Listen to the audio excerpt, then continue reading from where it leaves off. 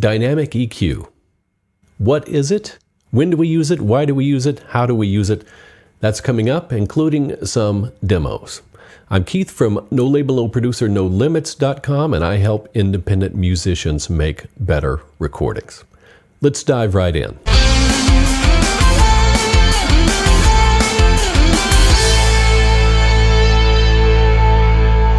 So what is a dynamic EQ? Well, a dynamic EQ is like an EQ with compression added. You can select a frequency band, push it up, drop it down, and you can also compress that frequency band. When do we find it useful? Well, whenever there's a frequency that we don't like or we think needs to be stronger, but it's inconsistent. If you have a harmonica, for instance, that sounds harsh, and it sounds harsh the whole way through, just EQ the harsh frequencies out. But if it sounds harsh on some notes and not on others, a dynamic EQ can help by compressing those harsh frequencies. So, as well as being an EQ, it's frequency-dependent compression. If this sounds like a multiband compressor, well, they're very similar. However, a dynamic EQ looks more like an EQ. Let's open one up and see how it works. I'm going to use TDR Nova, which is a free dynamic EQ from Tokyo Dawn Labs, and it's very good. If you look here, you can see it's very much like an EQ that we know and love. It has bands. You can grab the bands with your mouse, push them up or lower them down, very similar to an EQ. You can slide it back and forth for the frequency, and that changes this knob here, or you can do it down here. And there's also a Q control, which is for the bandwidth. We can narrow the bandwidth by raising the Q or go the opposite direction and make a broader swath. So, and as you see, there are very common EQ controls down here. We have a low shelf, a band, a high shelf. We have a gain knob, very much like your standard EQ. However, over here, we have a different set of controls. And if you'll notice, when I turn the threshold on, they're very similar to the controls that you would find on a compressor. We have a threshold, a ratio, an attack, and a release. So with these two sections together, we could, for instance, boost these frequencies and then set a threshold and compress any frequencies above a certain level in this range. The other night I was messing around with some karaoke, singing Ebony Eyes, and I noticed one particular part of a phrase started to sound harsh. So let's take a look at that and how we might solve it with dynamic EQ. Here's the phrase. Well, have you seen that girl in the corner? I'd like to break her out of her chains. When I go up there to that E, which is the high note that I sing there, it sounds harsh to me. This TDR Nova has a nice analyzer, so we can turn the analyzer on, or in as they call it, and see what's going on frequency-wise.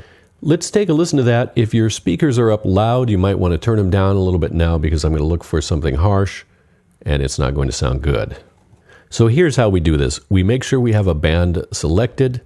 We push it up a little bit. We narrow the Q. And we sweep back and forth until we find the frequencies which we don't like. First, I started off by EQing the vocal. And I won't show you all of this because it's not an EQ tutorial. But I found some really unpleasant frequencies and I pulled them out. And I'll show you this one. If you listen and protect your ears, this is going to be ugly. There's a weird chirpy whistling sound close to 4K. I'm going to loop the word scene. Let's listen to it now. Scene, scene, scene, scene, scene, scene, scene, scene, scene. You hear that weird whistling chirping sound. Well, that needed to be pulled out along with several other frequencies. So when it came to do the dynamic EQ, I feel like more of these frequencies need to come out when I'm belting. I'm right up in front of the microphone. I'm singing loudly. It's harsh and brassy. So I tried to set the threshold so that the frequencies would just barely kick in when I'm singing at a lower volume, but pull some of that harshness down when I'm belting, and that harshness is out of proportion with the rest of the music.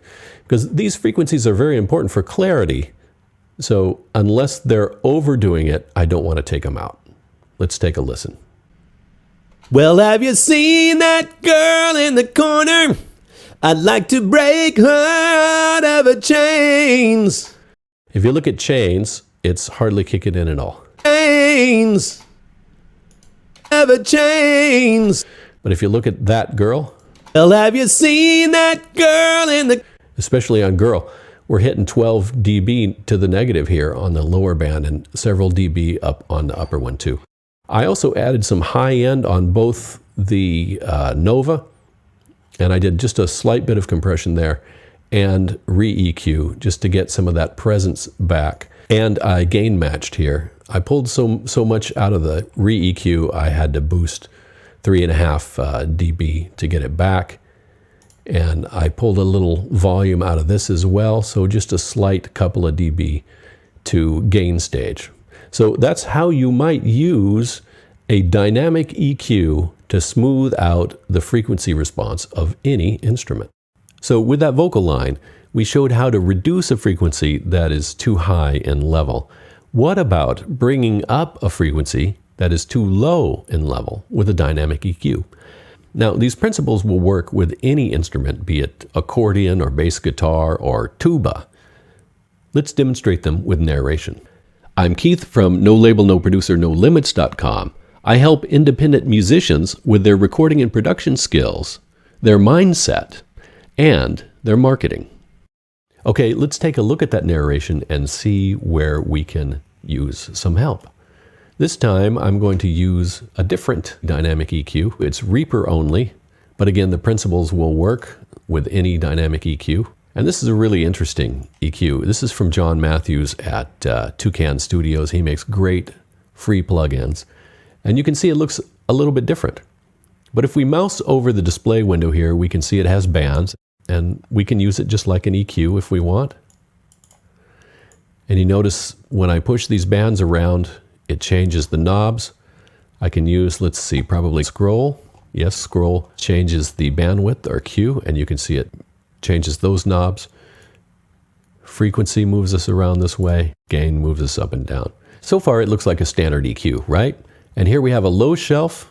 We have 3 bands, which we can control here, and then a high shelf. So it's very much like the TDR Nova with 1 extra band. And each band has a solo function, which is very useful for hearing what we're doing.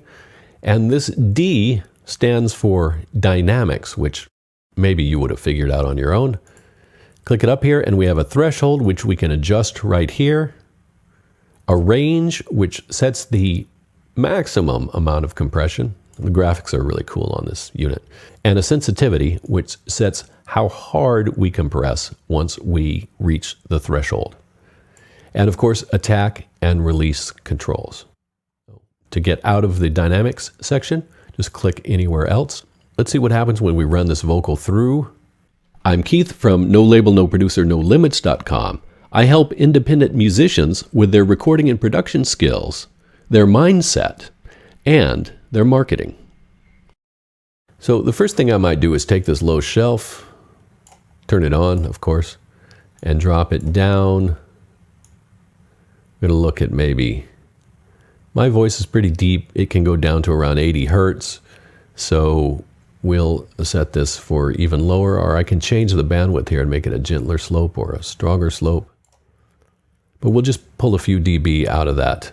The second thing I want to do is I want to look for the resonance in the low end and bring that up. So let's turn this on and use our same strategy as before. We'll have a narrow bandwidth and we'll push this up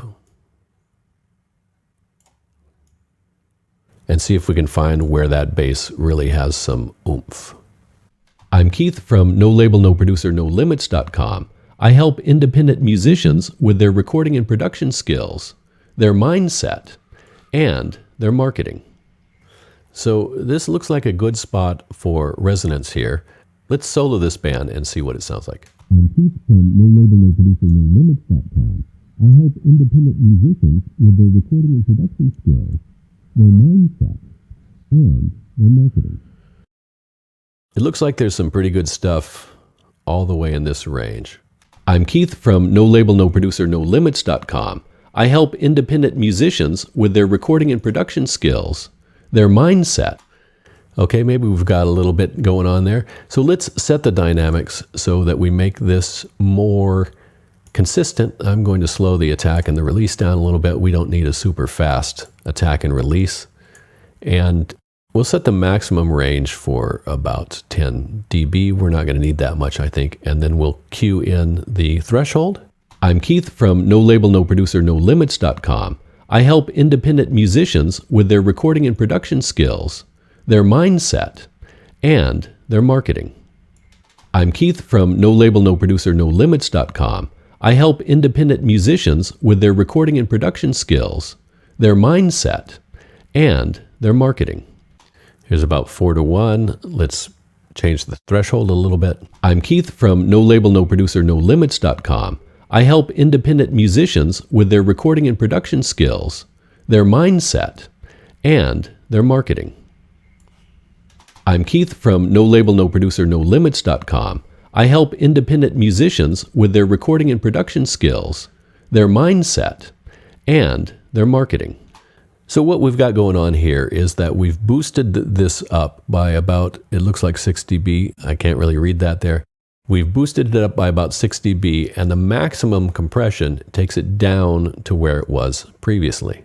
So we should have a nice bump in the low end there. I'm Keith from No Label, No Producer, No Limits.com.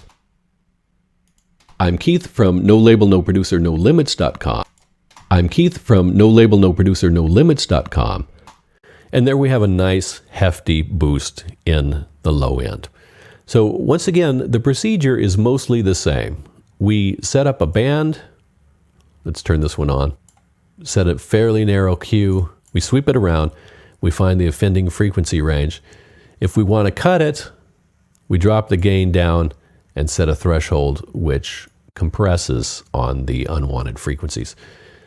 We do the same thing if we want to boost it. We get a nice even level using the compression, and then we just boost it up with the gain. So it's pretty much the same process for removing or boosting. The only difference is the gain at the end. Now, again, if a frequency is fairly constantly missing, you can just use an EQ. But if it's only missing in some spots, we can use the dynamics section to compress the signal down, which means that the weak spots and the stronger spots will be closer in level. And then we can boost it up with our gain control. That's how to use a dynamic EQ to bring out frequencies that might be missing. It's worth noting, of course, that if a frequency is completely missing from an instrument, you can't bring it out no matter how much you boost with a dynamic EQ. This is simply for tonal balance, for equalizing the signal across the frequency spectrum. It's really important in music to tickle all the parts of the ear that want to be tickled. If you've watched the video thus far, well, you've obviously found some value in it. So like, subscribe, share, comment, ring the bell if you're on YouTube, and that way you'll be sure to get future updates along these lines. And if you look in the description below the video, you'll see a link to a webpage with further information about dynamic EQ, including download links for the resources mentioned in the video. That's it for now. I'm Keith from No Label, No Producer, No Limits.com. See you soon. Bye-bye.